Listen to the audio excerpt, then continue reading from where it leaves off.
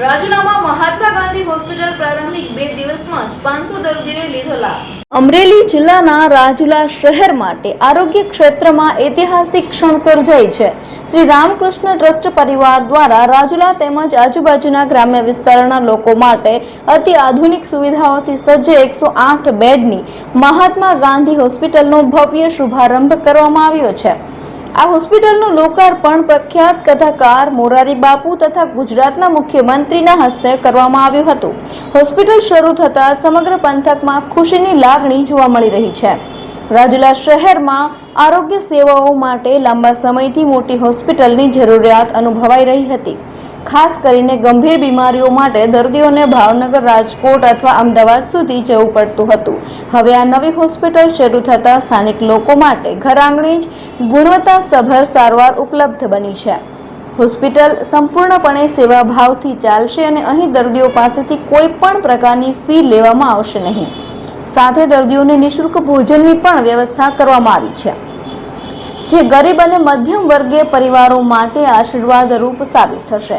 હોસ્પિટલના સંચાલક ડોક્ટર પ્રકાશ કટારિયાએ જણાવ્યું હતું કે તેઓ સાવરકુંડલાની લલ્લુભાઈ શેઠ આરોગ્ય મંદિર સાથે જોડાયેલા છે અને હવે રાજુલાની મહાત્મા ગાંધી હોસ્પિટલનું સંચાલન પણ તેમની ટીમ દ્વારા કરવામાં આવશે.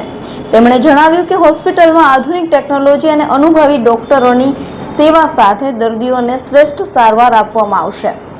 108 બેડની આ મલ્ટી સ્પેશિયાલિસ્ટ હોસ્પિટલમાં અનેક વિભાગો કાર્યરત કરવામાં આવ્યા છે, જેમાં મેડિસિન વિભાગ, સર્જરી વિભાગ, અદ્યતન આઈસીયુ, આધુનિક મોડ્યુલ, ઓપરેશન થિયેટર, ગાયનેક વિભાગ, બાળરોગ વિભાગ, એનઆઈસીયુ લેવલ 3, પેથોલોજી વિભાગ, ઇમરજન્સી વિભાગ, જનરલ ઓપીડી, દાંતનો વિભાગ, ફિઝિયોથેરાપી વિભાગ, સીપી ચાઇલ્ડ વિભાગ, ડાયાલિસિસ વિભાગ, રેડિયોલોજી વિભાગ અને મેડિકલ સ્ટોર જેવી સુવિધાઓનો સમાવેશ થાય છે. હોસ્પિટલમાં દર્દીઓ તથા તેમના સગા સંબંધીઓ માટે ભોજનાલયની પણ નિઃશુલ્ક સેવા શરૂ કરવામાં આવી છે.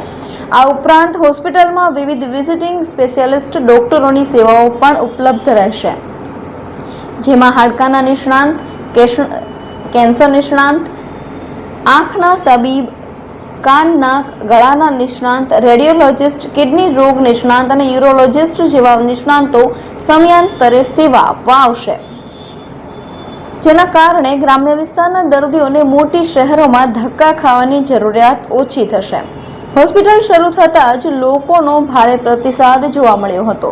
પ્રથમ દિવસે જ અંદાજે 500 જેટલા દર્દીઓને ઓપીડી સેવા લીધી હતી. આટલી મોટી સંખ્યામાં દર્દીઓ પહોંચતા હોસ્પિટલ પ્રત્યે લોકોનો વિશ્વાસ સ્પષ્ટ જોવા મળ્યો હતો.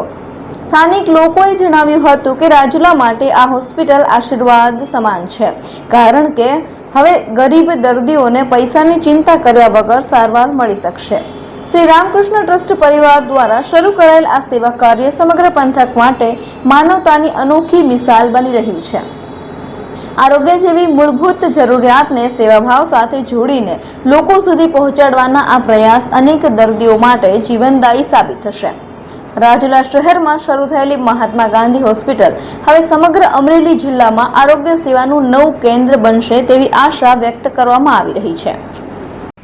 જી નમસ્કાર, હું ડૉક્ટર પ્રકાશ કટારિયા, મેડિકલ સુપ્રિન્ટેન્ડન્ટ શ્રી લલ્લુભાઈ શેઠ આરોગ્ય મંદિર સાવરકુંડલાથી. 13મી મે 2026 એક અનોખો સૂર્ય ઉગ્યો.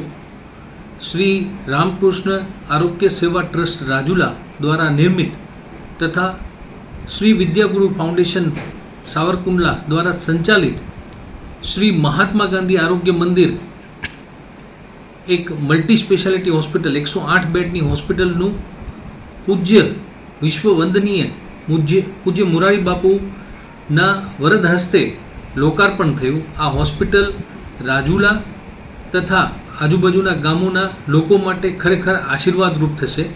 આ હોસ્પિટલ સંપૂર્ણ નિઃશુલ્ક છે, જેમાં સારવારથી લઈ અને ભોજન સુધીની સુવિધા, કોઈપણ પ્રકારની સારવાર હોય અને કોઈપણ પ્રકારનો રોગ હોય એની સારવાર સાથે સાથે ભોજન દર્દી તથા દર્દીના સગાને નિઃશુલ્ક આપવામાં આવશે.